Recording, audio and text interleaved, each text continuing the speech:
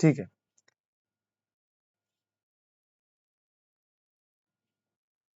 तो भाई हमने जो है प्रीवियस क्लास में नेगोशिएबल इंस्ट्रूमेंट एक्ट 1881 को स्टार्ट करा था। एक बार मैं जल्दी से रिकॉल करवा रहा हूं बेटा, हमने क्या क्या पढ़ा था अभी तक इस एक्ट में, एक ही क्लास हुई है। मैंने आपको बताया था यहाँ पे दो टर्म है, नेगोशिएबल एंड इंस्ट्रूमेंट। बेटा इंस्ट्रूमेंट का मतलब था एक ऐसा डॉक्यूमेंट जो राइट या लाइबिलिटी क्रिएट करता है in favour of another person. I repeat, एक ऐसा डॉक्यूमेंट जो राइट या लाइबिलिटी क्रिएट करता है in favour of another person.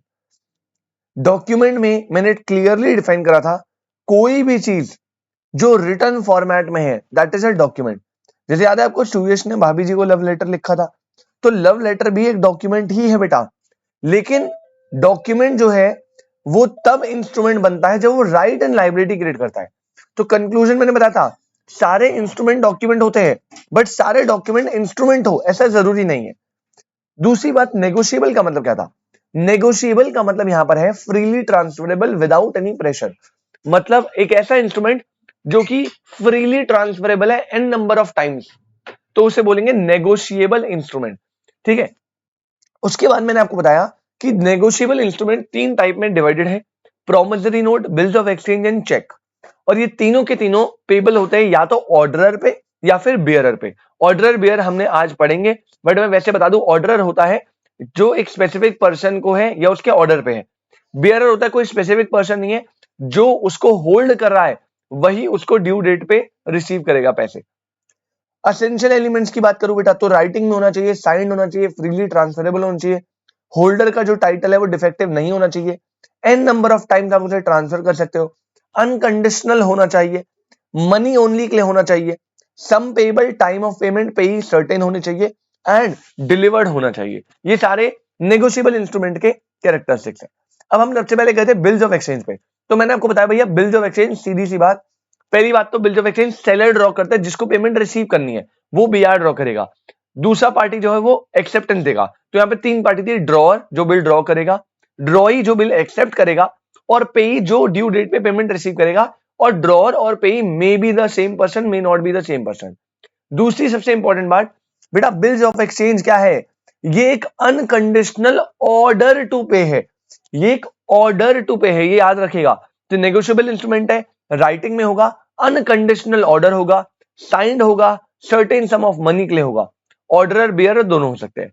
Parties बताइए, ड्रॉअर, ड्रॉई और पेई जो है वो, ड्रॉअर भी हो सकता है, ड्रॉई पेई अलग भी हो सकता है। बिल ऑफ एक्सचेंज बना के दिखाया था, याद रखिएगा, ऑर्डर टू पे है, पे टू मिस्टर सी, ये एक ऑर्डर था। और रही बात कैरेक्टरिस्टिक्स की, तो ऑलमोस्ट सारी कैरेक्टरिस्टिक्स सेम है, जैसे राइटिंग में होगा। दूसरी बात, ऑर्डर टू पे होगा, अनकंडीशनल होगा, ड्रॉअर साइन करेगा उस इंस्ट्रूमेंट पे, ड्रॉअर, ड्रॉई एंड पेई सर्टेन पर्सन होने चाहिए, सम मनी, सम अमाउंट है सर्टेन होना चाहिए, order must be money only होना चाहिए, एंड स्टैम्प्ड होना चाहिए। ये स्टैम्प्ड वाला पॉइंट याद रखना अलग से था। फिर प्रॉमिसरी नोट के ऊपर चर्चा कर दी थी बेटा, यही बात, बस डिफरेंस क्या था? वो था अनकंडीशनल ऑर्डर, प्रॉमिसरी नोट होता है अनकंडीशनल अंडरटेकिंग, इसमें कोई एक्सेप्टेंस की रिक्वायरमेंट नहीं होती। राइटिंग में होगा, सारी सेम चीज रहती, बस मेकर पे ही दो पार्टी होता है, दो डिस्टिंक्ट पार्टी चाहिए चाहिए यहाँ पे, राइट। ये सारे हमने बातचीत कर ली, खत्म। अब पहले बताओ यहां तक कोई दिक्कत? जल्दी से बताओ, फिर हम आज का टॉपिक स्टार्ट कर रहे हैं। संदीप, सुयश बेटा, यहां तक कोई दिक्कत? No sir, okay. चलो भाई फिर जल्दी से आज की पहली हेडिंग डालो।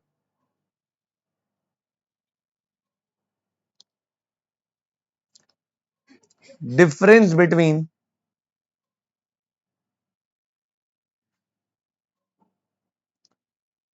promissory note and bills of exchange. Difference between promissory note and bills of exchange. बेटा वही अपना तरीका हमेशा जो पेपर में फॉलो करना है, बेसिस, फिर लिखेंगे promissory note और फिर लिखेंगे bills of exchange। Starting with point number 1 जो कि रहेगा हमेशा डेफिनेशन। भाई मुझे कुछ भी नहीं बताना, सेम और यहां पे भी सेम, ऊपर बताया था पूरा। नेगोशिएबल इंस्ट्रूमेंट है जिसमें अनकंडीशनल क्या होता है, अंडरटेकिंग होती है, राइटिंग में होगी, टाइम्ड होगी, वो सारी डेफिनेशन कॉपी पेस्ट कर देना। बिल्स ऑफ एक्सचेंज की भी कॉपी पेस्ट कर देना। पॉइंट नंबर 2 लिखेंगे, nature of instrument.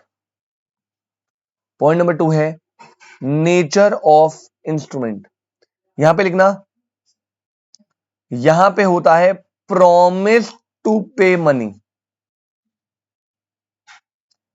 Promise to पे मनी, मतलब this is a unconditional undertaking. यहां पे पर्सन खुद से ही प्रॉमिस टू पे मनी करता है। लेकिन बिल्स ऑफ एक्सचेंज में क्या था सर, वहां पे था order for making payment, order for making payment, which means there is unconditional order, unconditional order. दोनों में डिफरेंस था सुयश। प्रोमिसरी नोट पे जो जो पे करना है, जिसे जो जो पर्सन पार्टी लायबल है, वो कह रहा है मैं खुद से प्रॉमिस करो पे कर दूंगा। लेकिन बिल्स ऑफ एक्सचेंज में जिसने पैसे रिसीव करना है वो उसे बोल रहा है कि भाई तू पैसे पे कर दे, राइट। तो दिस इज अनकंडीशनल अंडरटेकिंग और बिल्स ऑफ एक्सचेंज क्या है, अनकंडीशनल ऑर्डर है। थर्ड पॉइंट लिखेंगे बेटा, पार्टीज इन्वॉल्व। तो यार देखो, प्रोमिसरी नोट में तो होती है ओनली 2 पार्टीज, यहां पे तो सिर्फ 2 ही पार्टीज होंगी ओनली। पहला होगा जो प्रोमिसरी नोट का मेकर है, और दूसरा होगा बेटा जो प्रोमिसरी नोट से पैसे रिसीव करेगा, पेई।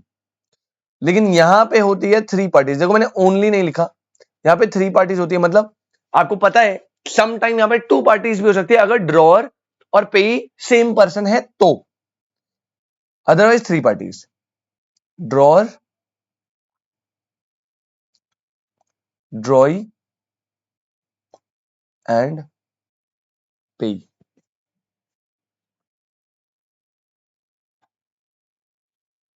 फिर आइए बेटा पॉइंट नंबर 4 पे, acceptance.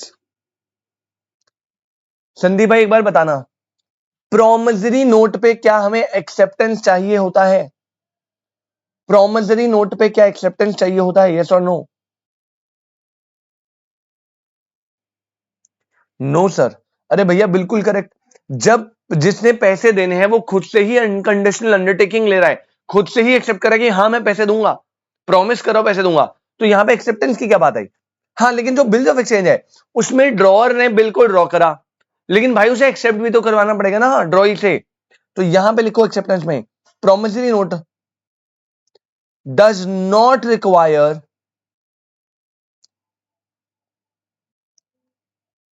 any acceptance,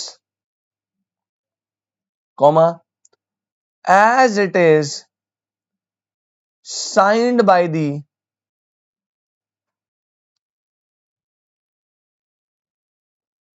person who is liable to pay।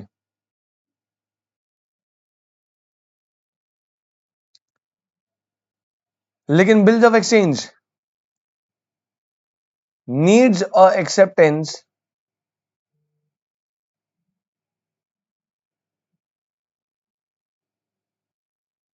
from the drawee।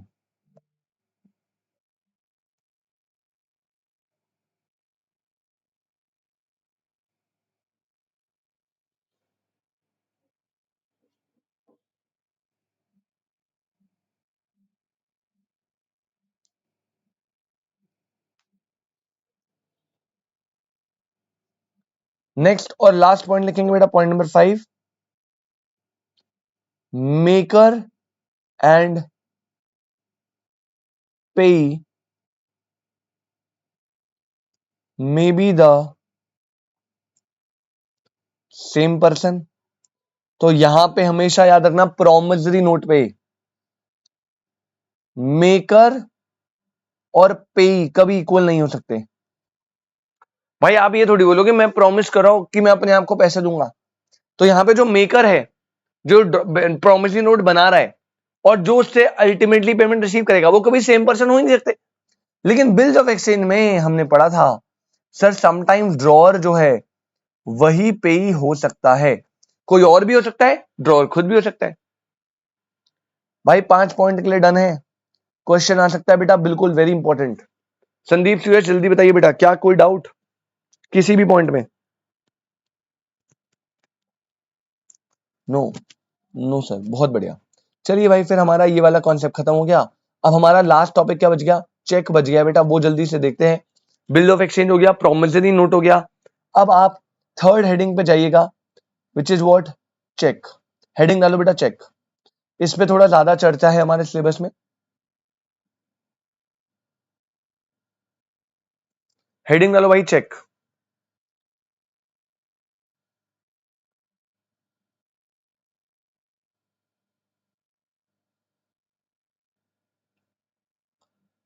अब मैं आपको बहुत ही सिंपल टर्म्स में समझाता हूं क्या होता है।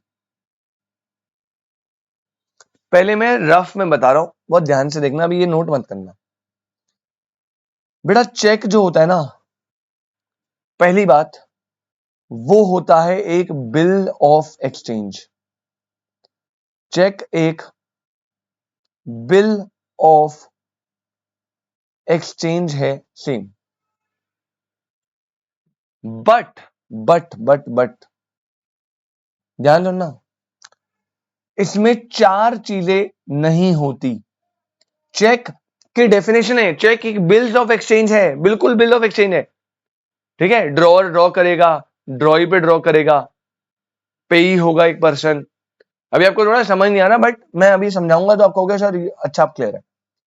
तो चेक पहली बात एक बिल ऑफ एक्सचेंज है, बट पहला, रफ में लिख रहा हूं भाई, लिखना मत, नो एक्सेप्टेंस रिक्वायर्ड। अब मैं डिफरेंसेस बता रहा हूं क्या है।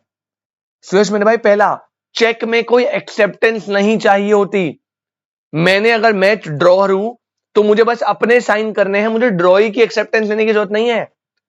तो cheque is a bill of exchange जहां पे पहला, नो एक्सेप्टेंस रिक्वायर्ड।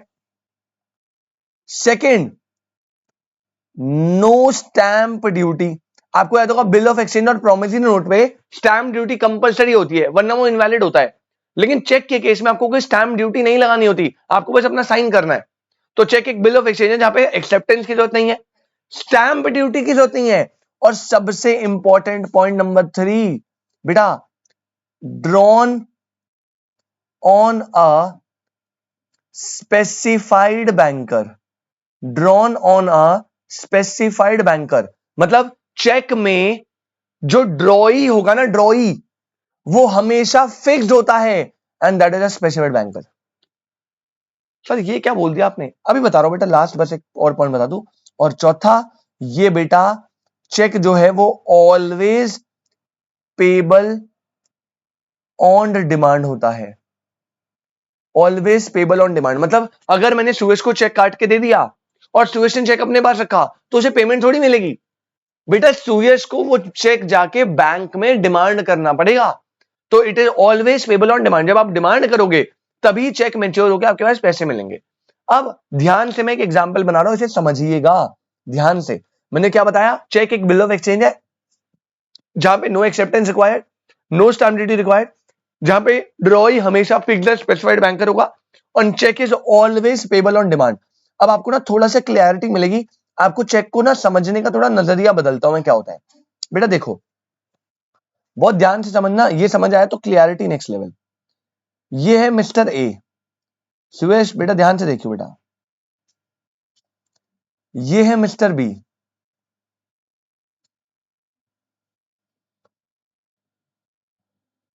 अब मिस्टर ए ने यहां पे गुड सोल्ड करे ₹10 लाख के। मान लो क्रेडिट पे करे, क्रेडिट पे नहीं करे, ऑन द स्पॉट करे, ठीक है, गुड सोल्ड करे 10 लाख के। अब बी ने बोला यार मैं आपको पेमेंट तो कर दूंगा, ये क्रेडिट पे मान लो, लेकिन मैं आपको क्या करूंगा, पेमेंट तो कर दूंगा, लेकिन मैं चेक से पेमेंट करूंगा और मैं 1 महीने बाद पैसे दूंगा। अभी मेरे पास पैसे नहीं है लेकिन मैं आपको पैसे दूंगा 1 महीने बाद। तो बेटा देखो क्या होगा, यहां पे ये भाई साहब जो है, इन्होंने क्या करा, एक चेक ड्रॉ कर दिया। चेक ड्रॉ कितने का? 10 लाख का।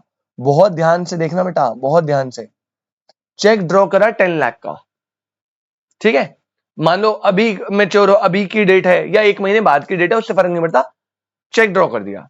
सबसे पहले जो बी है भैया, वो है ड्रॉअर, क्योंकि इसने चेक को ड्रॉ करा। अब ड्रॉअर जब ड्रॉ करता है तो हमने देखा ना बिल ऑफ एक्सचेंज में वो एक्सेप्टेंस ले जाता है, लेकिन यहां पे कोई एक्सेप्टेंस की रिक्वायर्ड नहीं है, यहां पे कोई एक्सेप्टेंस की रिक्वायर्ड नहीं है, ये हो गया ड्रॉअर। अब ध्यान से, सुयश बी तो ड्रॉअर है क्योंकि उसने चेक ड्रॉ करा है। सोच के बताइए बेटा, ए कौन है? ए वो है जिसे 10 लाख रुपए रिसीव होने वाले, और मैंने बताया था जिसे पैसे रिसीव होते हैं, पेई। वेरी गुड, ड्रॉई मत बोल देना गलती से, वेरी गुड, ये है पेई, इसे पैसे रिसीव होंगे। अब आपका आपका भाई आप सर पकड़ लोगे, सर ये क्या है, ये तो ड्रॉर हो गया, इसने चेक ड्रॉ करा, मिस्टर ए पेई है क्योंकि ड्यू डेट पे उसे पैसे रिसीव होंगे, तो सर यहां पे ड्रॉई कौन है? अरे बेटा ड्रॉई है specified banker. Let's assume mister B का वो जो अकाउंट है वो एचडीएफसी बैंक में है, तो एचडीएफसी बैंक जो है वो यहां पर ड्रॉई बन गया। वो क्या बन गया यहां पे? ये जो है ये आपका ड्रॉई है। अब देखो ये कैसे वर्क कर रहा है बेटा, यहां पर ड्रॉअर जो है वो चेक ड्रॉ करता है on HDFC bank. HDFC bank को बोलता है कि भैया तेरे को 10 लाख रुपीस पे करने हैं टू मिस्टर ए, और डेट उसने स्पेसिफाई कर दी, 1 महीने 2 महीने जो भी है टाइम है। अब देखो इसने चेक ड्रॉ करा, ये ड्रॉअर है, एचडीएफसी बैंक ड्रॉ ही है क्योंकि पेमेंट की लायबिलिटी एचडीएफसी बैंक के ऊपर है। ऑब्वियसली अकाउंट में से तो बीके काटेगा, लेकिन पे कौन करेगा ड्यू डेट पे करेगा एचडीएफसी बैंक, तो वो ड्रॉ ही हो गया। लेकिन मैं पहले बताया क्या ये एक्सेप्टेंस के लिए भेजेगा? बेटा no acceptance required, no stamp duty required, cheque हमेशा ड्रॉन होता है ऑन अ स्पेसिफाइड बैंकर। तो ये याद रखना, चेक में ना ड्रॉई हमेशा फिक्स्ड होगा, ड्रॉई कभी चेंज ही नहीं होगा, ड्रॉई हमेशा होगा स्पेसिफाइड बैंकर। और लास्ट मैंने बताया था क्या, कि चेक के केस में वो पेबल ऑन डिमांड होगा। ठीक है, ये मैंने एचडीएफसी बैंक पे ड्रॉ कर दिया, और ड्रॉ करके ये चेक मैंने किसको दे दिया? ये भाई साहब पेई को, साइन वाइन करके। अब ड्यू डेट पे ये जाएगा, क्योंकि भाई अपने आप तो मैच्योर होगा नहीं, मैंने बोला था it is always payable on demand, तो इसको जाना पड़ेगा ड्यू डेट पे एचडीएफसी बैंक के पास। अरे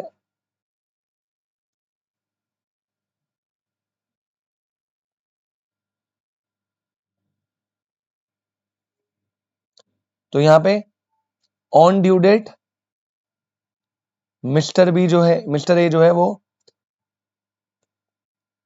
कलेक्ट करेंगे मनी फ्रॉम बैंक। तो अब देखो पॉइंट सारे सिंपल है, मैं पॉइंट काउंट करा रहा हूं आपको। सबसे पहले यहां पे पहला पॉइंट, नो एक्सेप्टेंस, पहला कोई एक्सेप्टेंस की रिक्वायरमेंट नहीं है। दूसरा पॉइंट, यहां पे नो स्टैम्प ड्यूटी। तीसरा point, always on specified banker. और चौथा point, always payable on demand. तो बेटा it is a bill of exchange, cheque is a bill of exchange, जहां पे ये चार कॉन्सेप्ट अलग है। एक्सेप्टेंस नहीं चाहिए, स्टैम्प ड्यूटी नहीं चाहिए, स्पेसिफाइड बैंकर पे ही ड्रॉन होगा, ड्रॉ ही फिक्स्ड है, और पेबल ऑन डिमांड होगा, दैट्स इट। लेकिन जो वो वाला था वो पेबल ऑन डिमांड होता ना, मेच्योरिटी डेट पे हो जाता था बिल्स ऑफ एक्सचेंज। जैसे पेमेंट मेच्योर हुई, ड्यू डेट आई, तो आप डिमांड भी कर सकते हो या वो खुद से भी पे कर सकता है, लेकिन यहाँ पे वो खुद से पे नहीं करेगा। जब तक आप चेक लेके उसके पास जाओगे नहीं ना एचडीएफसी के पास, तब तक पेमेंट क्लियर नहीं होगी। तो क्या संदीप सुयश ये वाला पॉइंट आपको समझ आया? प्लीज कंफर्म करेंगे बेटा। तो cheque is what? Bills of exchange except these four things. Yes yes sir, बढ़िया। अब भाई इसके लिए स्पेस छोड़ दो, बना लिए तो अच्छी बात है, अदरवाइज स्क्रीनशॉट लो और स्पेस छोड़ दीजिएगा, स्क्रीनशॉट लीजिए और स्पेस छोड़ दीजिएगा, और इसी के साथ लिखना स्टार्ट करेंगे point number 1।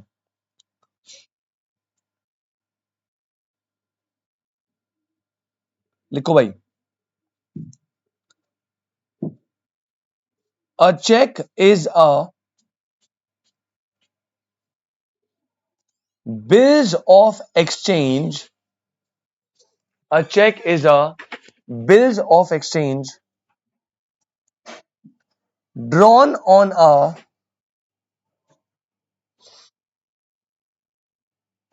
specified banker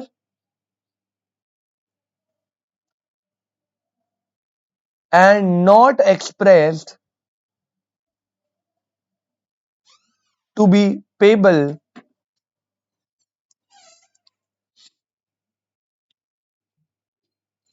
otherwise than on demand.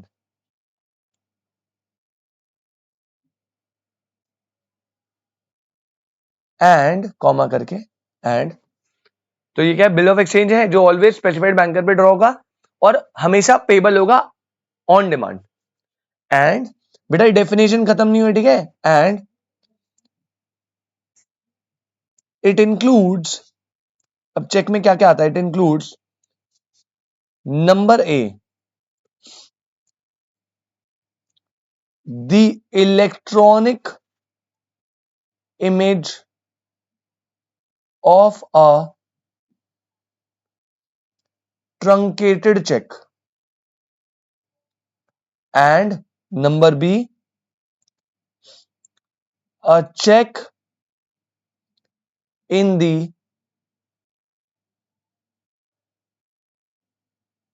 Electronic form. तो ये दोनों चेक होते हैं। अब ये क्या होते हैं इनको मैं लिखवाऊंगा, टेंशन ना लो, ठीक है। पहले तो ये हो गया 4 पॉइंट, फिर मैंने यहां डेफिनेशन लिखवा दी। अब आप डालिए बेटा नोट, नोट नंबर 1। सबसे पहले पेबल ऑन डिमांड, इसका मतलब क्या है, इसमें लिखेंगे it means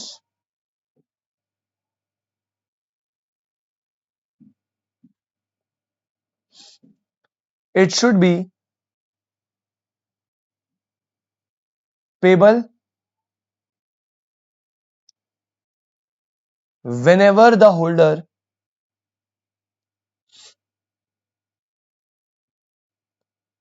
chooses to present it to the drawee। Drawee fix है, banker. Payable on demand, it should be payable whenever the holder chooses to present it to the drawee. अगर आप आज लेके चले गए तो आज पैसे मिल जाएंगे, परसों गए परसों मिल जाएंगे, जब आप प्रेजेंट करोगे बैंकर के पास, ड्रॉई के पास, तो वो पे कर देगा। Payable on demand. सेकंड लिखना बेटा नोट नंबर 2, वो है, आपको दिख रहा है बी पॉइंट है, check in the electronic form. अभी आप लिख लो, मैं समझाऊंगा सारा एक साथ ही। Check in the electronic form, इसमें लिखना means check drawn in electronic form by using any computer resource,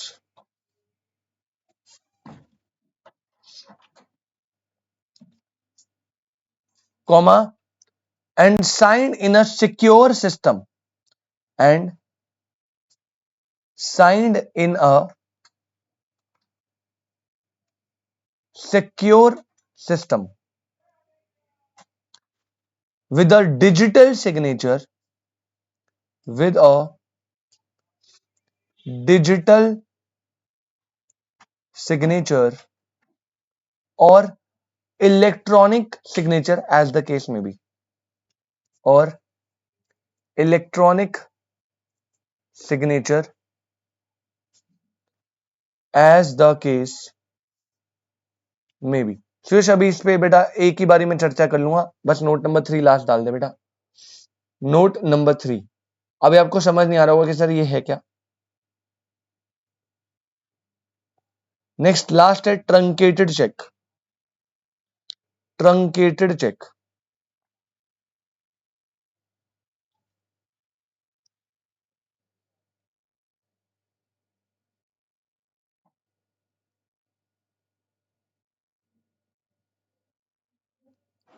truncated cheque में लिखना बेटा, means a cheque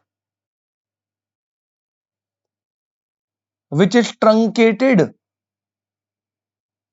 which is truncated during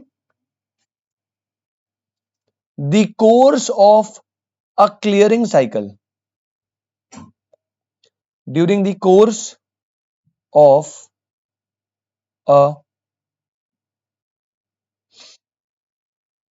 clearing cycle, comma, either by the clearing house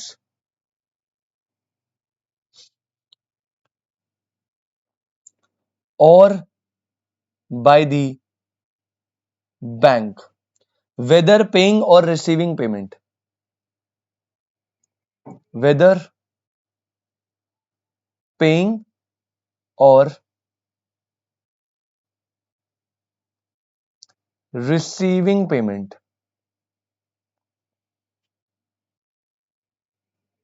immediately on generating of an electronic image for transmission, electronic image for transmission, comma, substituting the further physical movement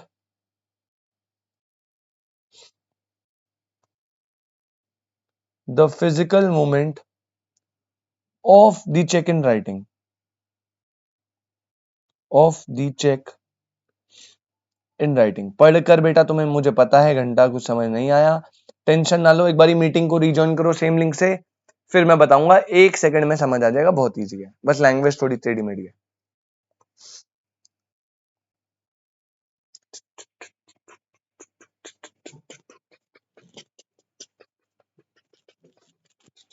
हो गया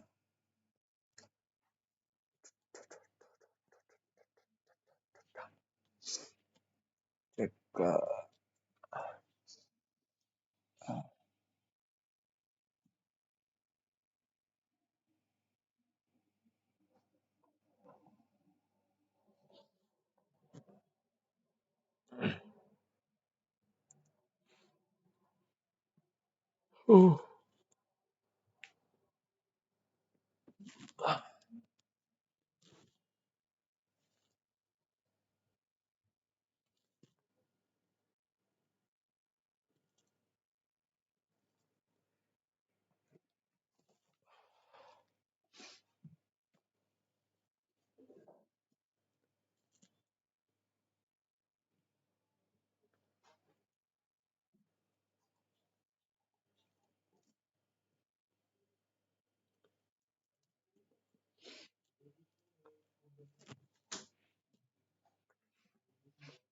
सुरेश भाई आवाज आ रही है?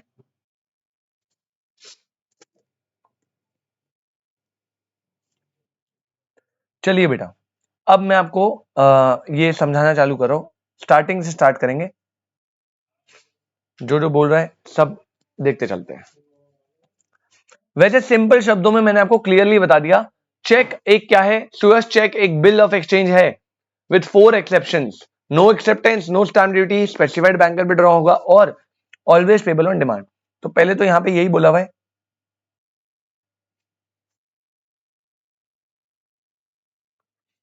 Check क्या है? एक bill of exchange है जो ड्रॉ होगा स्पेसिफाइड बैंकर पे एंड हमेशा पेबल होगा ऑन डिमांड। वैसे आप एक्सेप्टेंस और स्टैम्प ड्यूटी वाला पॉइंट भी ऐड कर सकते हो, लेकिन वो कैरेक्टरिस्टिक्स में ऐड हो जाएगा। दूसरा बेटा याद रखना, डेफिनेशन का पार्ट है चेक इंक्लूड्स। अब कंफ्यूजन ना हो इसलिए क्या बोला, कह रहे चेक में ट्रंकेटेड चेक भी आएगा और जो चेक है इन द इलेक्ट्रॉनिक फॉर्म वो भी आएगा। अब नोट में मैंने आपको यह समझाया कि भैया पेबल ऑन डिमांड तो क्लियर है।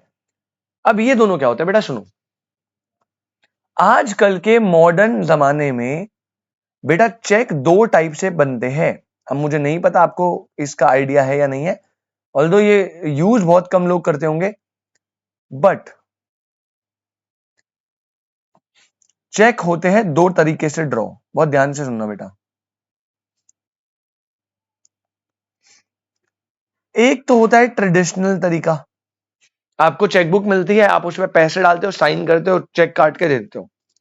आजकल आप चाहो तो चेक इलेक्ट्रॉनिक फॉर्म में भी जनरेट कर सकते हो। मतलब बेटा आप इलेक्ट्रॉनिक फॉर्म में एक सिस्टम पे जो है चेक लोगे, उस पे डिजिटल सिग्नेचर है, उसे डिजिटली फिल करोगे और फिर आप डिजिटली ही उसे सेंड कर दोगे। तो that is cheque in electronic form. और यहां पे क्लियरली लिखा कि चेक की डेफिनेशन में चेक इन इलेक्ट्रॉनिक फॉर्म को भी हम इंक्लूड करेंगे। तो चेक का मतलब सिर्फ फिजिकल चेक नहीं है जो आप पेज वाला देख रहे हो, पेपर वाला। चेक में cheque in the electronic form भी इंक्लूड होगा। क्या लिखा है देखो, means cheque drawn in electronic form by using any computer resource and signed in a secure system with a digital signature or electronic signature। अब से truncated check क्या होता है बेटा, ध्यान से सुनो। पहले क्या होता था ना, पहले जो चेक है वो ट्रेडिशनली ही आता था, मतलब वही चेकबुक से फाड़ के दे दिया। अब चेक इलेक्ट्रॉनिक फॉर्म में बन गए। इलेक्ट्रॉनिक फॉर्म में सुरेश बहुत अच्छी बात क्या है बेटा, डेटा का रिकॉर्ड रहता है। अब यार अब आपको पता है ना, जितने भी चेक होते हैं वो बैंक अपने पास रखता है। भाई कल को मान लो कोई बंदा आ गया कि भाई मैंने तो चेक साइन ही नहीं करा था, तो उसके पास प्रूफ होना चाहिए ना कि भाई ये ले देख तेरा चेक, तेरा साइन है यहाँ पे, मुझे मिला था, मैंने तभी क्लियर करा। तो ना चेक को बैंक जो है वो संभाल के रखता है। लेकिन प्रॉब्लम यह है जो ट्रेडिशनल चेक्स है, क्योंकि वो फिजिकल फॉर्म में होता है, तो बैंक कितने सारे चेक्स क्लियर करता है, कितने सारा डेटा वो कहां रखेगा भाई पन्नों में। ऐसे वो चेक संभालता चला गया, उसके पास तो इतना बड़ा स्पेस हो जाएगा चेक को रखने के लिए। तो आजकल क्या हो रहा है, बैंक चेक को ट्रेडिशनल फॉर्म से कन्वर्ट कर देते हैं इलेक्ट्रॉनिक फॉर्म में। मतलब अगर कोई चेक इलेक्ट्रॉनिक फॉर्म में ही जनरेट हुआ है तो बहुत अच्छी बात है। लेकिन मान लो बैंक के पास कोई चेक आए बहुत सारे जो ट्रेडिशनल फॉर्म में, पेपर फॉर्म में है। अब बैंक कह रहा है यार ये डेटा ऐसे स्टोर करना तो बड़ा मुश्किल है। तो बैंक क्या करता है, उस ट्रेडिशनल चेक को, फिजिकल चेक को सब्स्टिट्यूट करके, कन्वर्ट करके इलेक्ट्रॉनिक या डिजिटल फॉर्म में बना लेता है और उसे बोलते हैं ट्रंकेटेड चेक। तो कह रहा है चेक में दोनों चीजें आएंगी, चेक इलेक्ट्रॉनिक फॉर्म में भी हो सकता है और चेक ट्रंकेटेड भी हो सकता है। मतलब अगर कोई फिजिकल चेक को हमने इलेक्ट्रॉनिक में कन्वर्ट करा है तो हम उसे भी चेक ही मानेंगे। देखो क्या बोल रहा है, means a cheque which is truncated. Truncated मतलब ट्रेडिशनल वाले को कन्वर्ट कर लिया इलेक्ट्रॉनिक वाले में, during the course of a clearing house, either by the clearing house or by the bank, whether paying or receiving payment immediately on generating on an electronic image for translation. तो आप उसे electronic image में convert कर दो scan वगैरह करके, इसे बोलते हैं ट्रंकेटेड चेक। संदीप सुरेश पहले बताओ बेटा ये समझ आया?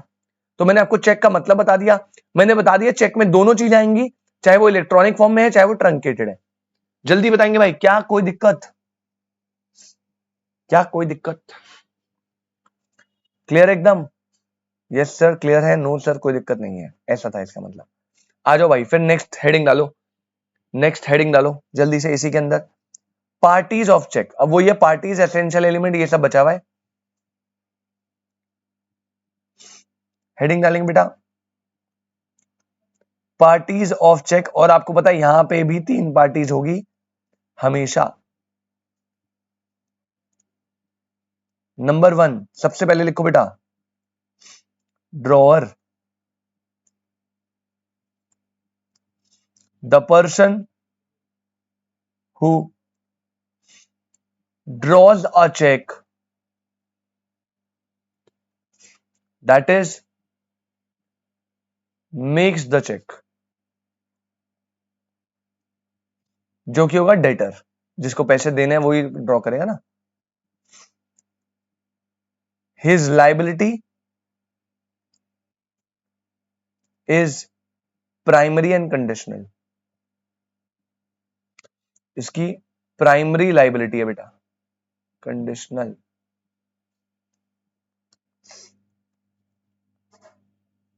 बी लिखेंगे बेटा,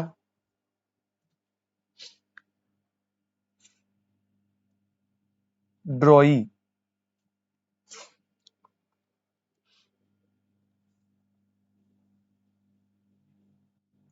ड्रॉई हमेशा फिक्स है। The specific bank on whom check is drawn, comma, he makes the payment of the check, वो स्पेसिफाइड बैंकर जिस पे चेक ड्रॉ है और यही उसकी पेमेंट करेगा, ठीक है, दैट इज व्हाट, ये ड्रॉई है। इन केस ऑफ चेक,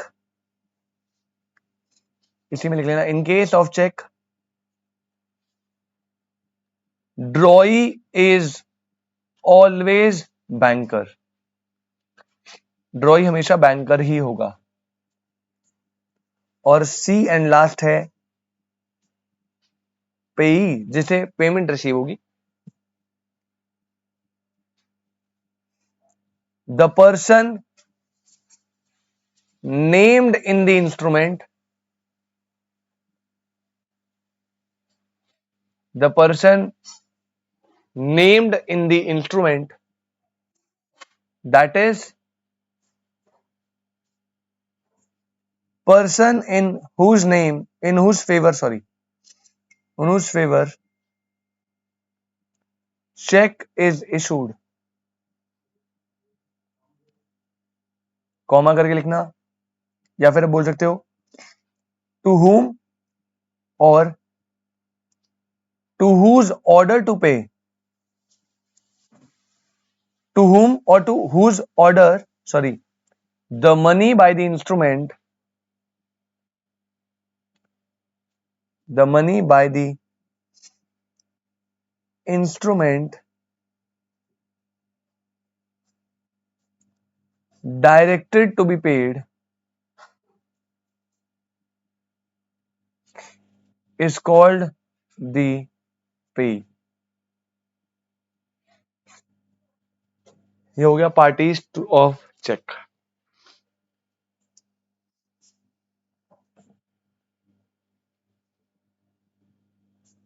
और एक बात याद रखना, इसमें नोट डाल के लिख लो, इसमें भी बिल्स ऑफ एक्सचेंज की तरह सेम,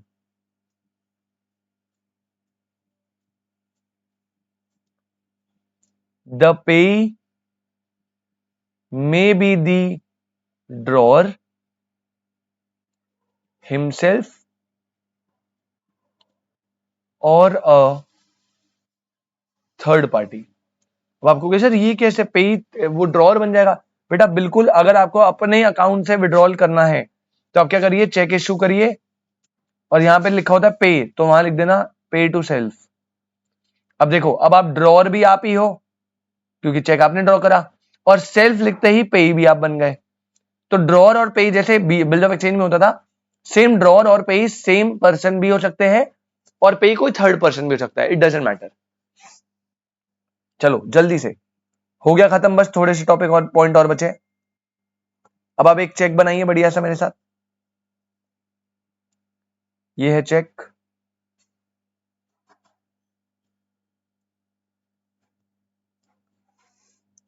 बट सर उसका फायदा क्या है? अबे भाई अकाउंट से कैश विड्रॉ करना होता है ना, अगर मान ले तुझे अकाउंट से कैश विड्रॉ करना है तो कैसे करेगा बेटा?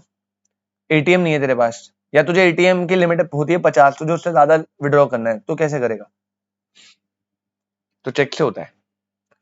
ओ मैं कुछ और, हाँ तुझे पैसे विड्रॉ करने हैं अपने ही अकाउंट से एक स्पेसिफाइड अमाउंट से ज्यादा, तो तू एटीएम पे जा नहीं सकता, तो आपको अपने ही नाम का चेक इशू करना होता है, सेल्फ मतलब।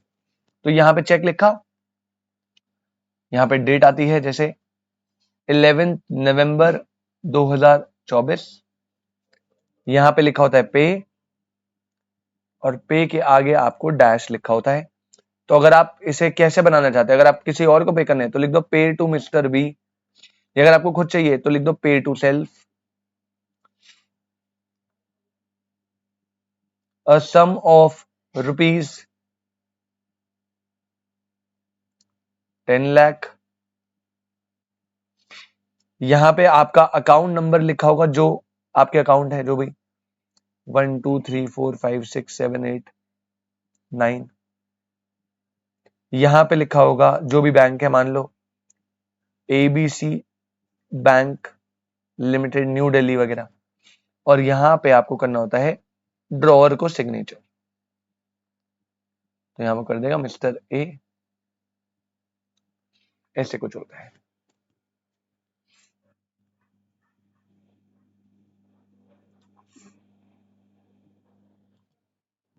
संदीप बता भाई, कोई दिक्कत चेक में? जल्दी से बताओ भाई, पहले कॉन्सेप्ट समझा दिया क्या बिल्स ऑफ एक्सचेंज है, चार चीजों को छोड़ के चेक में दो चीज आएगी, electronic form cheque, truncated cheque. Parties तीन है, ड्रॉअर, ड्रॉई, पेई, और ड्रॉअर और पेई सेम भी हो सकते हैं इन सम केसेस, और ड्रॉ करके दिखा दिया। संदीप, सुयश, एनी डाउट बेटा? और अगर डाउट नहीं है तो जल्दी से नेक्स्ट हेडिंग डालिए।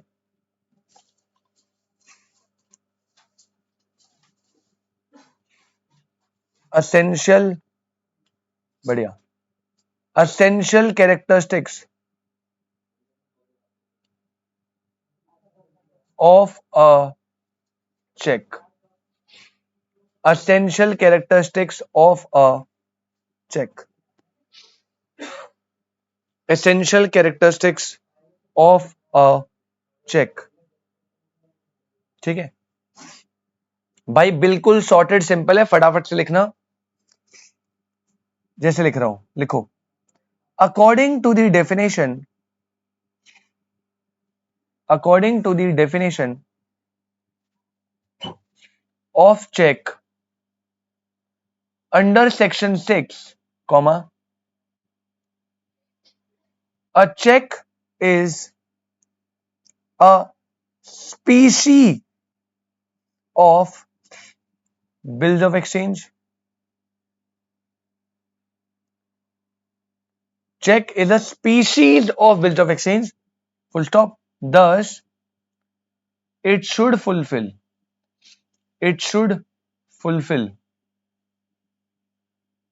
क्या? Number 1, all the essential characteristics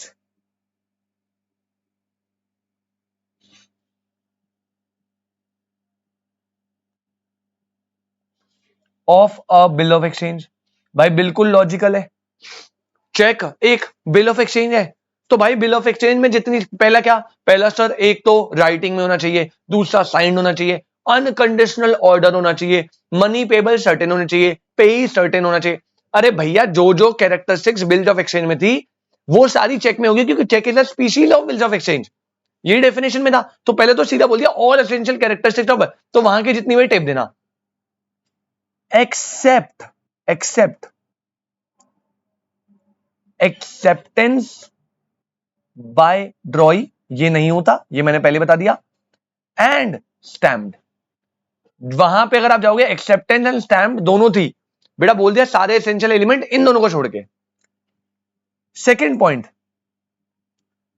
must be drawn on a specified banker, ये भी आपको पता है, एक्सेप्टेंस नहीं होनी चाहिए, स्टैम्प नहीं होनी चाहिए, स्पेसिफाइड बैंकर पे ड्रॉ होना चाहिए, और थर्ड भी आपको पता है, it must be payable on demand, it must be payable on demand.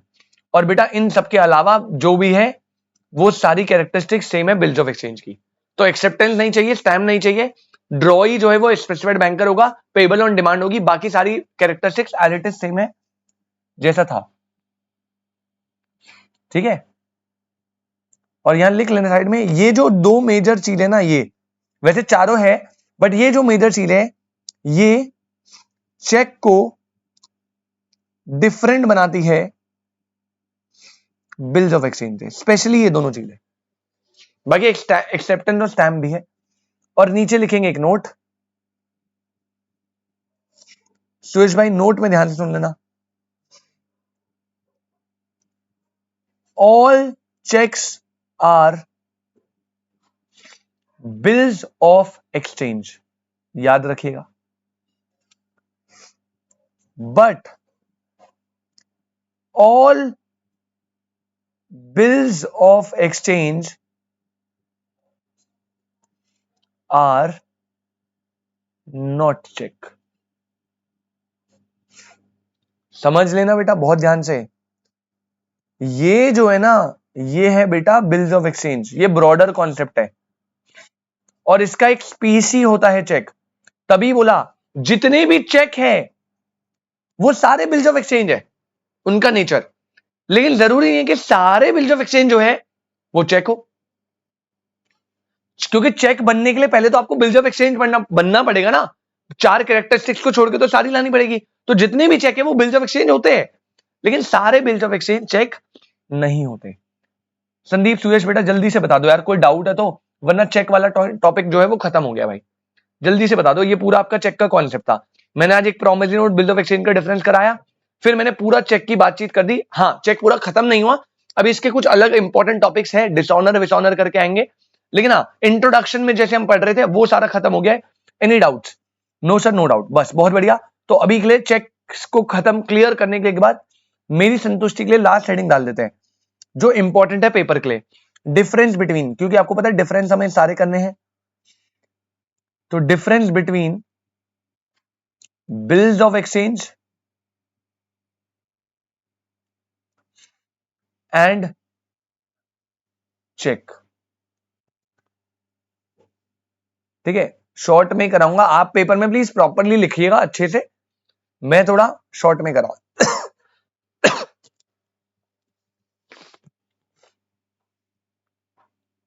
यहां पे लिखो basis, bills of exchange,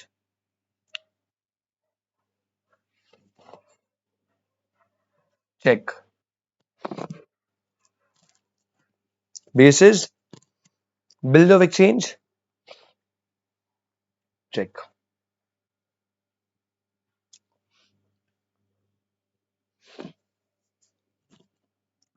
short में बिल्कुल, ठीक है। सबसे पहले ड्रॉई, थोड़ा ध्यान लगा के सोचना, आराम से अपने आप समझ आएगा। ड्रॉई बिल्स ऑफ एक्सचेंज में होता है एनी पर्सन, कोई भी ड्रॉई हो सकता है, लेकिन यहां पे होता है स्पेसिफाइड बैंकर। बेटा अगर कहीं पर भी आपको कंफ्यूजन हो प्लीज एक बार बता देना कि सर ये पॉइंट दोबारा बताओ। ड्रॉई मैंने पहले बताया था, बिल्स ऑफ एक्सचेंज में कोई भी ड्रॉई हो सकता है जिसपे बी आर ड्रॉअर है, लेकिन चेक के केस में ड्रॉअर जो है वो कोई भी हो सकता है, ड्रॉई स्पेसिफाइड बैंकर होगा। सेकंड बेटा एक्सेप्टेंस, यहां पे यस एक्सेप्टेंस इज रिक्वायर्ड, यहां पे नो नीड फॉर एक्सेप्टेंस। आप प्रॉपरली लिखिएगा पेपर में अगर आया तो, या तो मैं राइट रॉन्ग लगा रहा हूं बस। थर्ड आपको पता है, third stamping, again bills of exchange में yes of course stamping is required, यहां पे there is no need for stamping. Fourth sir payable की बात कर दो जरा, तो बेटा बिल्स ऑफ एक्सचेंज जो है वो होता है बोथ, या तो वो हो सकता है पेबल ऑन टाइम और वो हो सकता है पेबल ऑन डिमांड। सर ये क्या होता है बेटा, वैसे ये आएगा आगे जाके, बट मैं बता देता हूं, पेबल ऑन टाइम या पेबल ऑन डिमांड ये आपने ना मनी एंड बैंकिंग में भी पढ़ा होगा, time deposit demand deposit. Payable on demand का मतलब है कि जब कोई टाइम फिक्स नहीं है, जब मैं बीआर लेकर आऊंगा तब तुझे पैसे देने हैं, that is called payable on demand. और पेबल ऑन टाइम का मतलब है 3 मंथ्स 2 मंथ्स, टाइम स्पेसिफाई कर दिया मैच्योरिटी का। तो बीआर जो है वो पेबल ऑन टाइम भी हो सकता है, जो जनरली आपके क्वेश्चन में अकाउंट्स में टाइम ही आता है कि 2-3 महीने बाद देंगे, और वो पेबल ऑन डिमांड भी हो सकता है कि भाई जब मैं प्रेजेंट करूंगा तुझे तब पेमेंट करनी है, लेकिन चेक के केस में it is always on demand. ये आपको याद रखना है, ठीक है। तो पहले तो डिफरेंस 4 पॉइंट के ही बन गए, draw any person specified banker, acceptance चाहिए नहीं चाहिए, स्टैंपिंग चाहिए नहीं चाहिए, payable on time on demand, दोनों वहां पे ऑन डिमांड ही होगा ऑब्वियसली। इसके बाद आइए बेटा, ये तो 4 वहीं से होगा, डेफिनेशन ले। फिफ्थ आइए, फिफ्थ है डेज ऑफ ग्रेस। अब आपको प्रशांत सर ने बिल्कुल बताया होगा कि सर डेज ऑफ ग्रेस का क्या सीन है।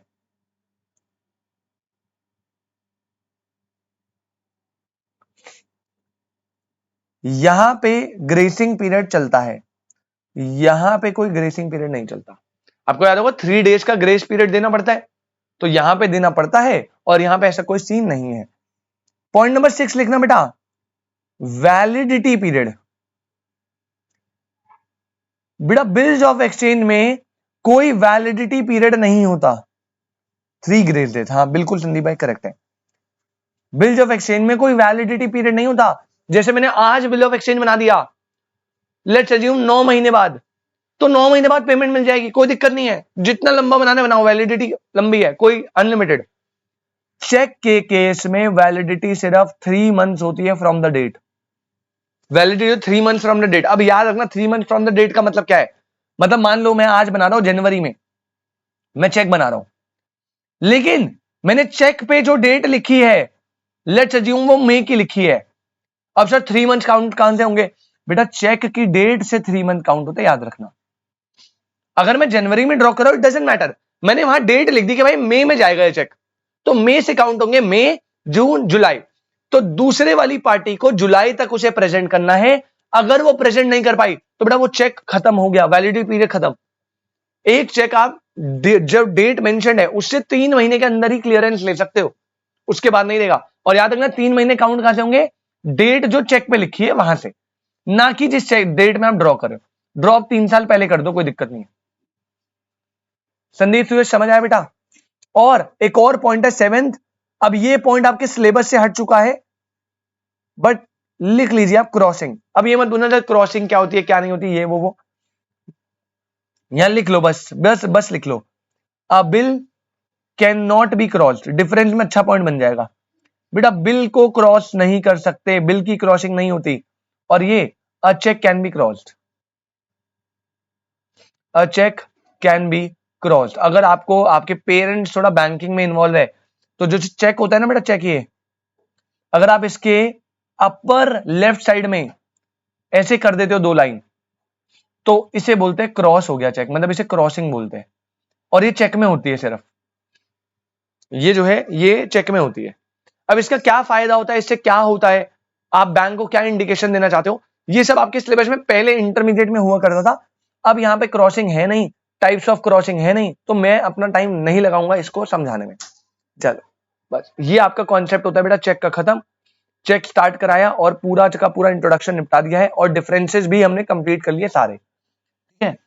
तो ये आपका कॉन्सेप्ट हो गया है। अब आप बताइए यहां तक कोई दिक्कत परेशानी। अ,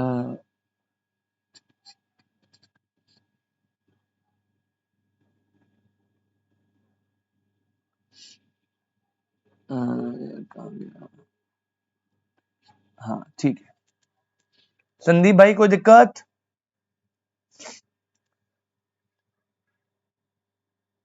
अकाउंट्स क्लास कितने बजे है तुम्हारी, 12 बजे। टाइप्स ऑफ,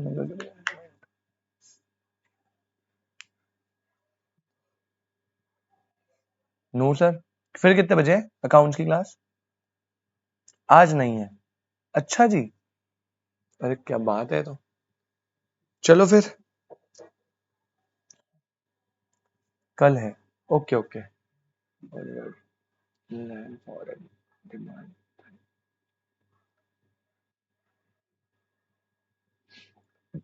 चलो भाई फिर इसे कंटिन्यू करते हैं आगे थोड़ा और। अब एकदम अलग टॉपिक पे आ जाइए, एकदम अलग, पूरा खत्म हो गया, आपके तीनों के इंट्रोडक्शन हो चुके हैं। अब हम थोड़ा प्रिसाइजली टेक्निकल टॉपिक्स पे जाने वाले हैं। आप जो है बेटा एकदम फ्रेश हेडिंग डालेगा, सब कुछ चेक वेक सब निपट गया है। अब हेडिंग डालना बेटा, types of negotiable instrument. Paper के लिए बेटा सुपर इंपॉर्टेंट है। कैसे आएगा मैं आपको बताऊंगा अच्छे से, किस तरीके से क्वेश्चन बनते हैं वो भी मैं बताऊंगा अच्छे से, बट पेपर के लिए it is super important. Types of negotiable instrument, ठीक है। तो बेटा याद रखिएगा, आप लाइन के सेंटर में लिखो नेगोशिएबल इंस्ट्रूमेंट।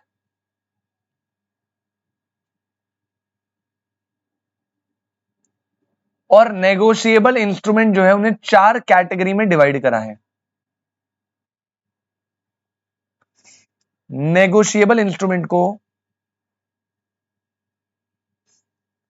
4 कैटेगरी में डिवाइड करा है, 1, 2, 3 एंड 4। सबसे पहले आता है बेस्ड ऑन ट्रांसफर। पहला डिवीजन है टाइप बेस्ड ऑन ट्रांसफर। बेटा दूसरा है बेस्ड ऑन लोकेशन। बेटा इससे सुपर पेपर में क्वेश्चन आता है भाई, बहुत बढ़िया question. Based on transfer, based on location. Third है बहुत सिंपल, जो मैंने आपको अभी बता भी दिया था, बेस्ड ऑन टाइम, अभी अभी बताया था थोड़ी देर पहले। और लास्ट होता है अदर नेगोशिएबल इंस्ट्रूमेंट। इसे भी स्टार बना लेना, ये भी पेपर के लिए इंपॉर्टेंट है, अदर नेगोशिएबल इंस्ट्रूमेंट। ठीक है, तो फर्स्ट और third are super less important. बस आपको अच्छे से पता है ऑलरेडी, वैसे पता है, थोड़ा सा और लिखवा दूंगा। सेकंड और फोर्थ आर सुपर इंपॉर्टेंट, ये आपने पहले नहीं पढ़े। अच्छा, अगर आप बेस्ड ऑन ट्रांसफर पे आओ तो बेटा बेस्ड ऑन ट्रांसफर में 2 टाइप होते हैं। एक होता है बियरर इंस्ट्रूमेंट। अरे भैया तुम्हें पता है ना, ये मत बोलना सर नहीं पता। और एक होता है ऑर्डर इंस्ट्रूमेंट। मैंने अच्छे से पढ़ाया था, मैंने स्टार्टिंग की क्लास में बताया था कि नेगोशिएबल इंस्ट्रूमेंट बियरर ऑर्डर दोनों हो सकते हैं। ऑर्डर क्या होता है? ऑर्डर होता है जो किसी स्पेसिफिक पर्सन या उसके ऑर्डर पे होगा। बियरर क्या होता है? बियरर होता है जिसके पास नेगोशिएबल इंस्ट्रूमेंट का पोजेशन है हाथ में, वो उससे पेमेंट रिसीव कर सकता है। ऑर्डर और बियरर। लेकिन आजकल बियरर इंस्ट्रूमेंट बनना थोड़ा कम हो गए, आजकल जनरली ऑर्डर बनते हैं। फिर बेस्ड ऑन लोकेशन में लिखना बेटा, नंबर 1 इनलैंड इंस्ट्रूमेंट या फिर फॉरेन इंस्ट्रूमेंट। इनलैंड इंस्ट्रूमेंट या फिर फॉरेन इंस्ट्रूमेंट। नेक्स्ट आता है बेस्ड ऑन टाइम। बेटा ये भी आपको मैंने अभी बताया था 1 मिनट पहले। एक होते हैं टाइम इंस्ट्रूमेंट, जैसे बिल्स ऑफ एक्सचेंज के केस में हमने लिख दिया भाई 4 मंथ्स, 3 मंथ्स, तो 3 मंथ्स और ग्रेस पीरियड 3 दिन का देंगे, तो वो टाइम इंस्ट्रूमेंट है जहां पे टाइम फिक्स्ड है। एक होता है डिमांड इंस्ट्रूमेंट, जैसे चेक, जो जब प्रेजेंट करेंगे तुम्हारे पास तब आपको पेमेंट करनी है, कोई टाइम फिक्स नहीं है। Time instrument, demand instrument. और लास्ट बेटा अदर में आते हैं फर्दर 2। पहले होते हैं इनकोहेट इंस्ट्रूमेंट, सुपर इंपॉर्टेंट। और बी भी सुपर इंपॉर्टेंट है, which is called ambiguous instrument. ठीक है, नाम याद रखिएगा, इनकोहेट और एम्बिगियस, इनकोहेट और एम्बिगियस। अब चारों को हमें अच्छे से पढ़ना। मेरा टोटल 8 टाइप्स है, जिसमें से मैं अज्यूम करो कि आपको ये वाला और ये वाला तो आता ही है, लेकिन मैं अच्छे से लिखवाऊंगा सारा अब। ठीक है, चलिए जी, एक काम करो, मीटिंग रीजॉइन कर लो पहले, फिर स्टार्ट करते हैं। जल्दी से मीटिंग रीजॉइन करो।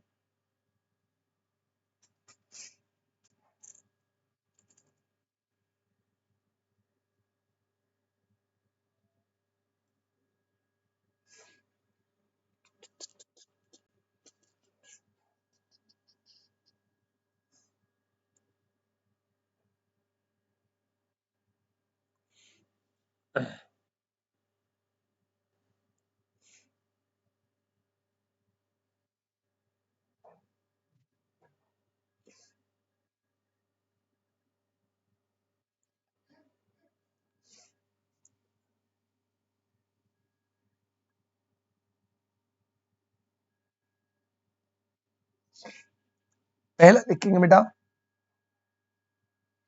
bearer and order instrument।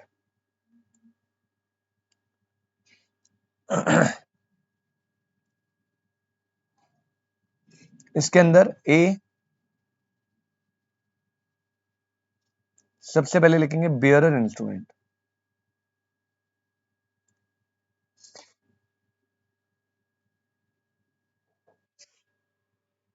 bearer and order instrument, और इसके अंदर लिखेंगे A point which is bearer instrument. अब bearer क्या होता है आपको पता है? क्या बोल रहा है देखो, it is an instrument whose it is an instrument sorry where comma पहला point the name of the payee is blank। और पॉइंट नंबर 2, बेयरर में क्या होगा, ये वो इंस्ट्रूमेंट है जहां पे आपने पूरा इंस्ट्रूमेंट बना दिया, चेक पूरा ड्रॉ कर दिया, लेकिन पेई का नाम ही नहीं लिखा, तो वो चेक क्या बन जाएगा? अबे भैया वो बेयरर बन जाएगा, क्योंकि जिसके पास वो चेक जाता रहेगा, उसको मिला, उसने अपना नाम लिखा, दे ले जी कर दिया काम। बेयरर में ना रिस्क होता है बेटा, अगर आपसे गलती से इंस्ट्रूमेंट लॉस हो गया तो आपकी पेमेंट गई, क्योंकि वो बंदा फिर अपना नाम लिख देगा। तो बेयरर इंस्ट्रूमेंट क्या है? पहला, जिसमें पेई का नाम ही ब्लैंक है, या फिर दूसरा बोल रहा है वेयर द नेम ऑफ पेई इज स्पेसिफाइड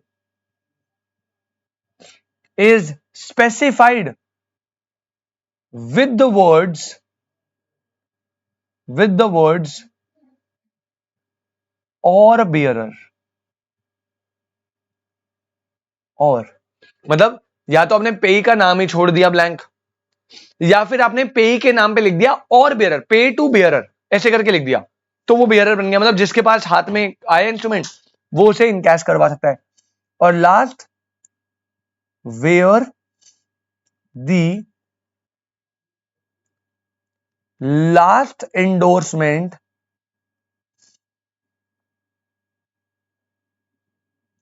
इज ब्लैंक। बेटा एंडोर्समेंट ई से भी लिखते हैं, आई से भी लिख सकते हैं, कोई दिक्कत नहीं है। आपकी मॉड्यूल में कहीं ई से लिखा है, कहीं आई से लिखा है। एंडोर्समेंट मतलब आप समझ रहे हो। अब ये क्या बोल रहा है सर, इसमें क्या बोला देखो, जैसे ना मैंने चेक ड्रॉ करा, मैंने लिख दिया पे टू ए। अब ये क्या है, ये बियरर है ऑर्डर? सर ये ऑर्डर है। अब ए ने क्या करा, ए ने इसे आगे एंडोर्स करा। अब मैंने आपको बताया था एंडोर्स करने के लिए क्या करना पड़ेगा, उसे चेक की बैक साइड खोलनी पड़ेगी और उसे बोलना पड़ेगा कि भाई मैं ए हूं और मैं चाहता हूं ये पे करना है टू बी, और ए को चेक के बैक साइड में अपने साइन करने ए, तो ये एंडोर्स हो गया।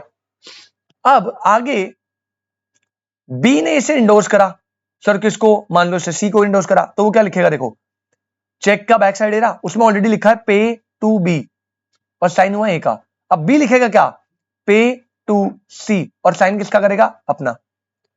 अब इसे मान लो सी के पास आ गया, सी से आगे एंडोर्स कर रहा है, लेकिन उसने क्या करा, उसने एंडोर्समेंट में ये चेक का बैक साइड है, क्या क्या लिखा है, पे टू बी ए का साइन, फिर लिखा था पे टू सी बी का साइन। अब सी एंडोर्स कर रहा है, उसने कहा पे टू डैश सी का साइन कर दिया।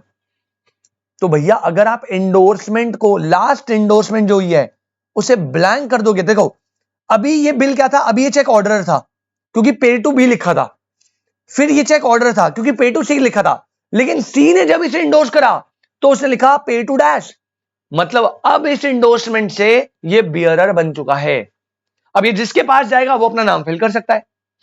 अब ये बियरर बन गया। तो बियरर बनने का तरीका बड़ा कैजुअल है भाई। क्या बोला, पहला इंस्ट्रूमेंट में नाम ऑफ द पेई ब्लैंक छोड़ दो, या इंस्ट्रूमेंट में नाम ऑफ द पेई की जगह बियरर लिख दो, या अगर इंडोर्समेंट चल रही है तो अगर लास्ट इंडोर्समेंट में पे टू ब्लैंक लिख दिया तो बेटा उस केस में भी वो बियरर बन जाएगा। ये तीनों केस में instrument will become bearer.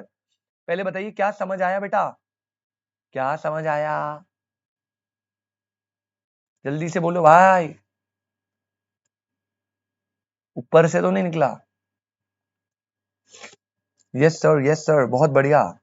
Bearer ठीक है। वैसे बियरर इंस्ट्रूमेंट जनरली बनते नहीं क्योंकि रिस्की होते थोड़े, जो बनते हैं वो बनते हैं ऑर्डर तो लिखो बेटा, नेक्स्ट लिखो ऑर्डर इंस्ट्रूमेंट, और डेफिनेशन यही है इसकी, ठीक है, बस मैंने ब्रेक करके लिखी, आपको प्रॉपरली लिखनी है एक ही सेंटेंस में, order instrument.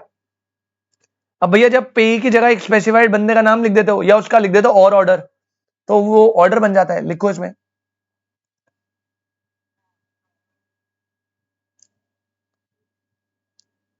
It is an instrument which is payable, which is payable, comma, पहला टू अ पर्सन, और दूसरा पेबल टू अ पर्सन और हिज ऑर्डर, ये भी ऑर्डर ही कहलाएगा। अगर आपने पे की जगह क्या लिख दिया, मिस्टर ए, या आपने लिखा पे टू मिस्टर ए और हिज ऑर्डर, मतलब या तो ए को पे होगा या ए जिसको बोलेगा उसको पे होगा,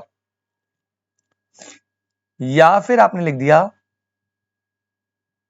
payable to order of a person, ये लिख दिया, तीनों में ऑर्डर है। अब देखो डिफरेंस क्या है बेटा, मैंने इंस्ट्रूमेंट बनाया और मैंने लिखा पे टू बी, सीधा नाम मेंशन कर दिया, ऑर्डर है। मैंने लिखा पे टू बी और हिज ऑर्डर, इसका मतलब या तो बी को पे करो या बी जिसे बोले उसको पे करो। तो ये बैंक में जाएगा, बी कहेगा भाई देखिए ना, और ये तू मेरे मेरे ब्याह पे सी को पे कर दे, तो या तो बी या फिर सीधा लिख दो pay to order of B. मतलब इसमें क्या होगा, दोनों में डिफरेंस समझो, थर्ड वाले में पेमेंट बी को नहीं हो सकती, नहीं होगी, बस उसके ऑर्डर पे होगी, वो आगे सी को डी को देना चाहे वो हो जाएगा। तो पे टू बी पेमेंट से बी को होगी, बी या उसके ऑर्डर पे तो बी को भी हो सकती है या वो किसी और को ऑर्डर दे, या फिर pay to order of a person, मतलब बी को पेमेंट नहीं होगी लेकिन बी जिसको बोलेगा उसके ऑर्डर पे होगी। तो ये तीनों टाइप जो है वो ऑर्डर इंस्ट्रूमेंट है, क्योंकि यहां पे आपका नाम होना स्पेसिफिकली इंपॉर्टेंट है, या तो आपको नाम हो या आपके पास पावर दी गई है ऑर्डर देने की। तो पहले बताइए बेटा, बियरर एंड ऑर्डर इंस्ट्रूमेंट में कोई भी दिक्कत? अगर दिक्कत नहीं है तो मैं अगले वाले पे आऊं भाई, अगला वाला मजेदार है बहुत। Sandeep, Suyash, any doubts?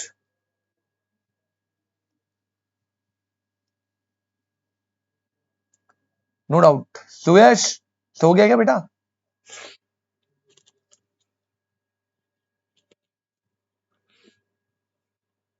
बढ़िया। सेकंड लिखो भाई, इंपॉर्टेंट बना लेना भाई, पेपर में क्वेश्चन आते हैं।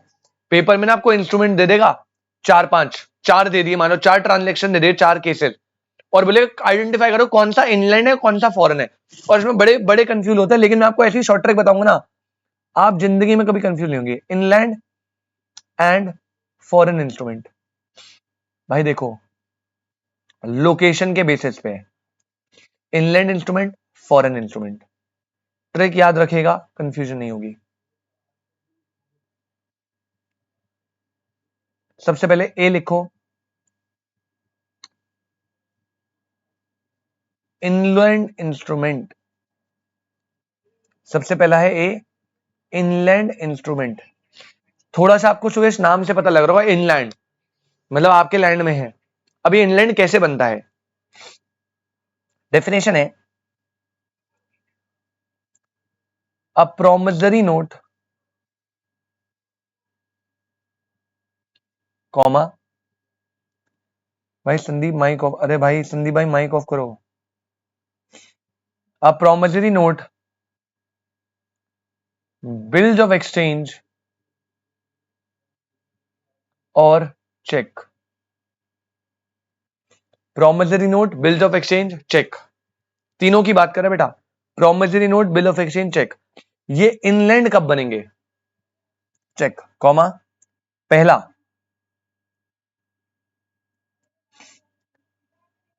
Drawn in India,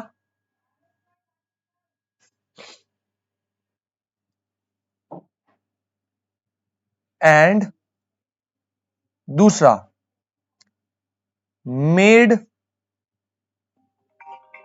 payable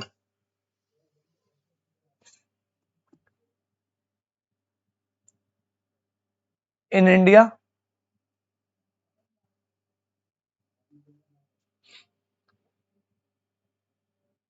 drawn in India and made payable in India, और तीसरा ऐसे लिखना जैसे लिख रहा हूं, और तीसरा है drawn upon any person resident in India. तीन कंडीशन बताई मैंने, drawn in India, made payable in India, drawn on upon any person resident in India. अब अगर इसकी शॉर्ट ट्रिक दूं ना, देख सुरेश ध्यान से समझियो, अगर इसकी शॉर्ट ट्रिक दूं, ध्यान से समझियो बेटा, कैसे वर्कआउट करना है। 1 + 2 + 3, ये जो है अगर हो गया इनलैंड है।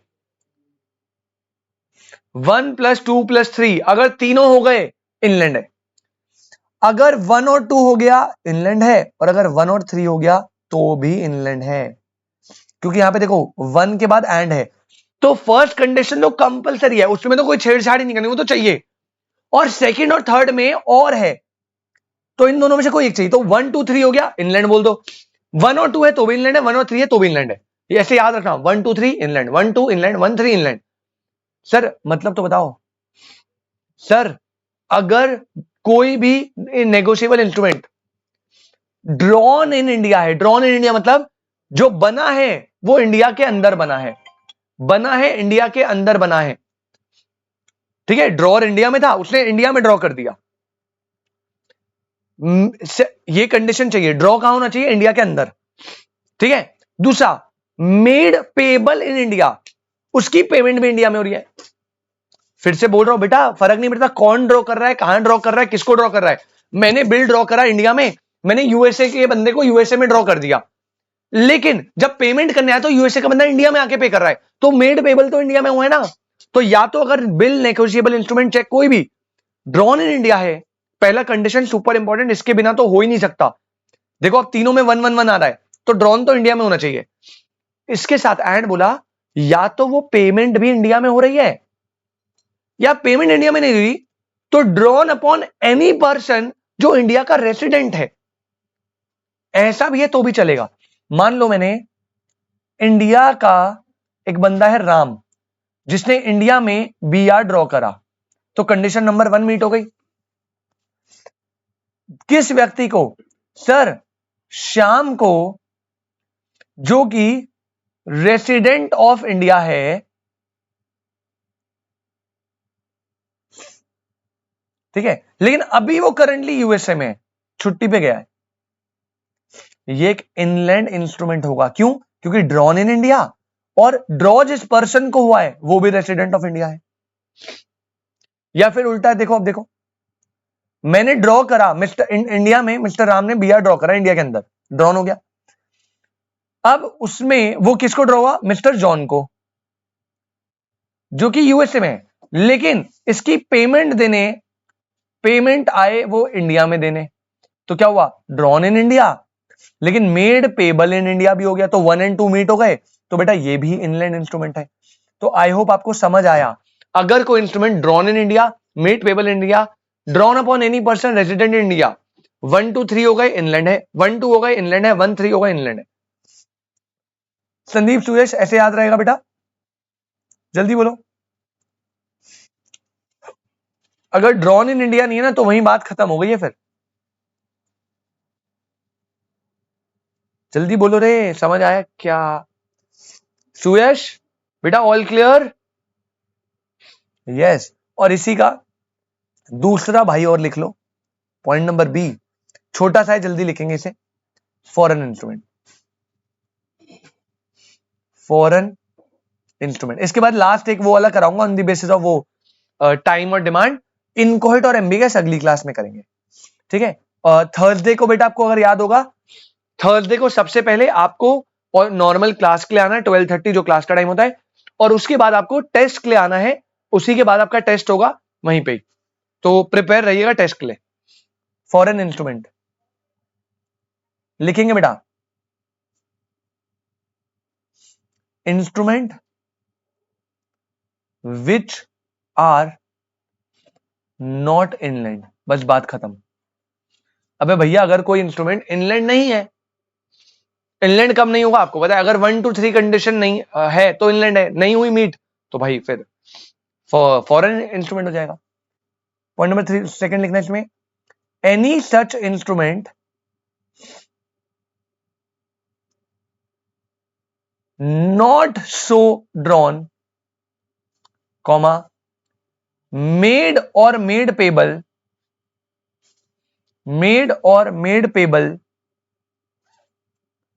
shall be deemed to be foreign instrument। बेटा आज का तुम्हारा बहुत कम होमवर्क देता हूं, आज का होमवर्क सुन लो।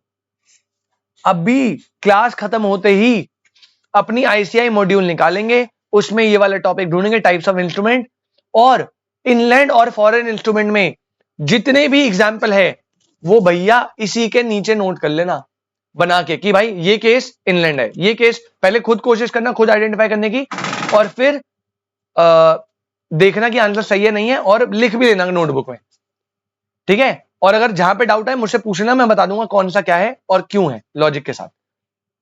ठीक है संदीप सुयश, होमवर्क चाहिए मुझे आज। 3-4 एग्जाम्पल है, ज्यादा नहीं, शायद 2 या 3 ही देखे थे मैंने, बस वही 2-3 अलग अलग केस है, आइडेंटिफाई करना है, पेपर में आता है बेटा। चलो लास्ट एक और करेंगे, उसके बाद क्लास को खत्म करेंगे। लास्ट लिखिए बेटा पॉइंट नंबर 3। पॉइंट नंबर 3 क्या बेटा? वो है डिमांड एंड टाइम इंस्ट्रूमेंट।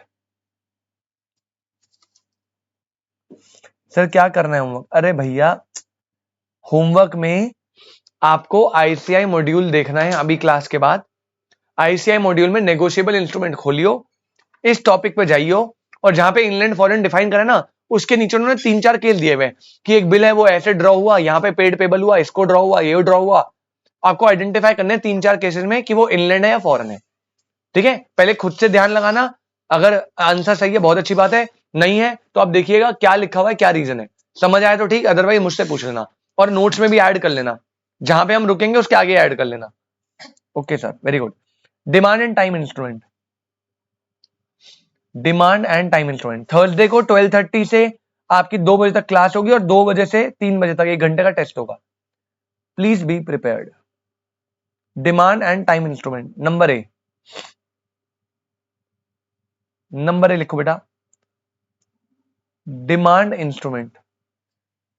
इसमें बताना भी मेरे लिए थोड़ा टाइम की वेस्टेज हो जाएगी, क्योंकि अभी बताया था 2 टाइप के इंस्ट्रूमेंट होते हैं, जो पेबल ऑन डिमांड होते हैं, पेबल ऑन टाइम। बेटा पेबल ऑन डिमांड का मतलब है क्या? कोई टाइम फिक्स नहीं है पेमेंट का, जब मैंने प्रेजेंट कर दिया आपके सामने जो बिल है, प्रॉमिस है, कुछ भी, तो आपको वो पे करना है। आपको पता है चेक तो हमेशा पेबल ऑन डिमांड होता है। टाइम होता है जिसमें स्पेसिफाइड टाइम है, जैसे बिल ऑफ एक्सचेंज में बोला कि ये जो है मुझे पे करेगा 2 मंथ्स आफ्टर डेट, अभी फिक्स है ना 2 मंथ्स आफ्टर डेट, ये है। और उसमें याद रखना बिल्स ऑफ एक्सचेंज में ग्रेस पीरियड भी ऐड हो जाते हैं, तो आफ्टर डेट से 2 months plus 3 days grace add करके ड्यू डेट निकालना। ड्यू डेट निकालना अकाउंट्स में हमने सीखा हुआ है, बस वही रूल यहां पे अप्लाई करने हैं, अकाउंट्स में यहीं से गए वो रूल। चलो डिमांड में लिखो बेटा, demand instrument number 1, a promissory note or bill of exchange in which no time for payment is mentioned।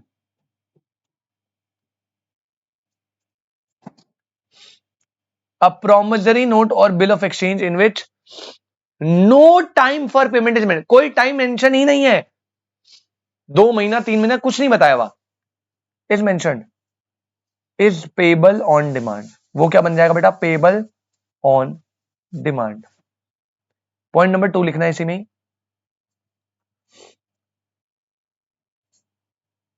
bill and notes are payable, bill and notes मतलब प्रोमिसरी नोट और बिल ऑफ एक्सचेंज की बात कर रहा है, are payable either on demand or at a fixed time, but आपको पता है ऑलरेडी चेक आर ऑलवेज क्या होते हैं Sandeep Suyash? Always. Sir these are always payable on demand, बेटा आज ही पढ़ा है तो ये तो याद होना चाहिए, these are always payable on demand.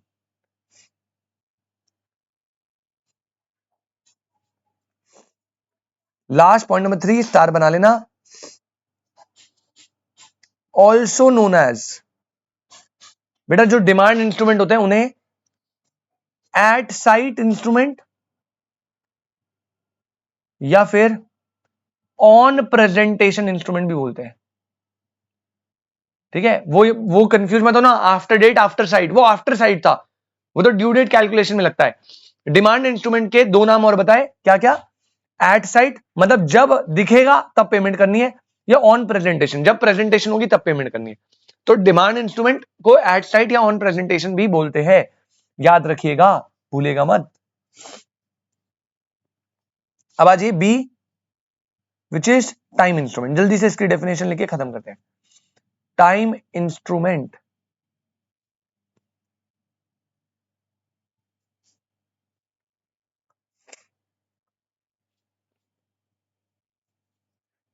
a bill of exchange or promissory note which is payable, comma पहला after a fixed period, अगर फिक्स पीरियड के बाद है टाइम है बेटा, और आफ्टर साइट, और एट साइट नहीं बोला, याद रखना, एट साइट डिमांड हो जाता है, आफ्टर साइट अभी मैं एग्जांपल दूंगा सबके, ये भी टाइम बनेगा, after sight comma oh sorry third on a specified date or on the happening of an event, लेकिन याद रखना which is certain to happen, which is certain to happen, बेटा बिल्कुल कंफ्यूज मत, क्लियर टर्म्स में मैंने बता दिया क्या क्या टाइम ट्रीट होता है, हैपन। जैसे एग्जांपल देता हूं, ये बनाया मैंने बिल ऑफ एक्सचेंज, अब मैंने बोला मैं दे रहा हूं ऑर्डर टू पे बी को 10 लाख, कब पे करना है, मैंने लिखा पहला 2 मंथ्स, बेटा ये क्या हो गया, आपने क्या कर दिया, आपने एक फिक्स पीरियड बता दिया। अगर कोई bill of exchange promissory note payable है फिक्स पीरियड में, 2 मंथ है ना फिक्स पीरियड, टाइम इंस्ट्रूमेंट है। दूसरा एग्जांपल मैंने बोला ये पेबल होगा order to pay mister B to 10 lakh 1 month after sight, at sight नहीं है लिखा, आफ्टर साइट लिखा है, कंफ्यूज नहीं होना। सुरेश इसका मतलब क्या है, इसका मतलब जिस दिन मैं आपको प्रेजेंट करूंगा उसके 1 महीने बाद मुझे पेमेंट चाहिए, 1 मंथ आफ्टर साइट, साइट मतलब दिखाना, तो जिस दिन मैंने बिल आपको दिखाया भाई ये देख बिल मुझे पे चाहिए, उसके 1 महीने बाद। एट साइट होगा अगर एट साइट तो वो डिमांड बन जाता है, याद रखना, एट साइट मतलब जैसे दिखाया उसी टाइम पेमेंट चाहिए, मतलब वो डिमांड इंस्ट्रूमेंट है। आफ्टर साइट मतलब जिस दिन दिखाऊंगा उसके बाद एक स्पेसिफाइड टाइम पीरियड दूंगा मैं आपको, 1 महीना 2 महीना वो बिल में लिखा होगा, तो 1 मंथ आफ्टर साइट मतलब जिस दिन प्रेजेंट करा उसके 1 महीने बाद। अब ये भी टाइम होगा, अगर मैंने यहां लिखा कि भाई मुझे पे करना है और मैंने लिख दिया 20 दिसंबर 2024, अब ये क्या है, यहां पे एक स्पेसिफाइड डेट है, अरे ये भी टाइम है, तो अगर आपने फिक्स पीरियड रखा है 2 मंथ्स आफ्टर साइड ऐसे रखा है, स्पेसिफाइड डेट रखी है, या आपने बोल दिया कि भाई ये पे कब होगा, ये पे होगा हैपनिंग ऑफ एन इवेंट पे, लेकिन वो इवेंट सर्टेन टू हैपन है। बच्चे कंफ्यूज आते हैं लास्ट वाले में कि सर ये इवेंट हैपनिंग पे बेस्ड है, तो कैसे, बेटा वो इवेंट जो है 100% होगा, और उस इवेंट हैपनिंग पे अगर आपने रखा है पेमेंट का सीन तो वो भी टाइम ही कहलाएगा। डिमांड के केस में मैंने बता दिया, टाइम के केस में मैंने बता दिया, बिल्कुल कंफ्यूज मत होना, क्योंकि ना पेपर में आता है कि भाई ऑर्डर बियरर बताओ, आइडेंटिफाई करो, इनलैंड फॉरेन इसका तो सबसे ज्यादा आता है, या डिमांड है या टाइम है ये बताओ, ऐसे इंस्ट्रूमेंट का डिफरेंशिएशन करने दे देगा आपको कि कौन सा इंस्ट्रूमेंट है, इनकोहेट एम्बिगस है, 5 पॉइंट दे दी, 6 पॉइंट दे दी, 6 नंबर में विद रीजन बताओ, तो आपको पहले बताना है क्या है और फिर रीजन में तो डेफिनेशन देनी है सीधा उसकी।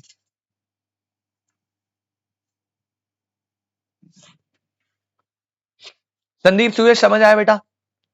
मैंने आपके साथ 3 पॉइंट डिस्कस कर लिए बेटा, ट्रांसफर वाला, लोकेशन वाला, टाइम वाला। अदर वाला मैं अगली क्लास करूंगा, इसमें मुझे टाइम चाहिए। इनकोहेट एंड एम्बिगस सुपर इंपॉर्टेंट। हाँ, पेपर में वो कभी पूछेगा नहीं कि ये डिफाइन करो वो डिफाइन करो। पेपर में क्वेश्चन कैसा आएगा मैंने बता दिया, 6 ट्रांजेक्शन दे दिए 6 नंबर में, कहेगा भैया इसमें डिस्टिंग्विश करो कि ये ऑर्डर है, बियरर है, डिमांड है, टाइम है, इनलैंड है या फॉरेन है। इनलैंड फॉरेन पे थोड़े ज्यादा ट्रांजेक्शन लाते हैं। संदीप बेटा क्लियर है?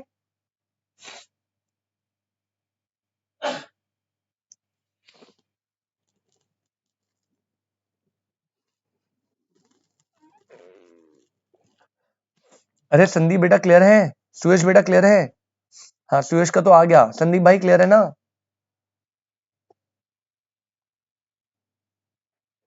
कोई डाउट है तो पूछो। यस सर, बहुत बढ़िया। तो बेटा आज के लिए फिर हमें इतना ही रखेंगे, काफी कुछ चीजें कर ली आज हमने। अब मिलते हैं आपसे अगली क्लास, इनकोहेट एम्बिगस ये डिस्कस करेंगे परसों थर्सडे 12:30, और आगे जो टॉपिक्स हैं हम उनको भी डन करेंगे फटाफट। चलिए मिलते हैं आपसे next class. Thank you so much, tata bye bye.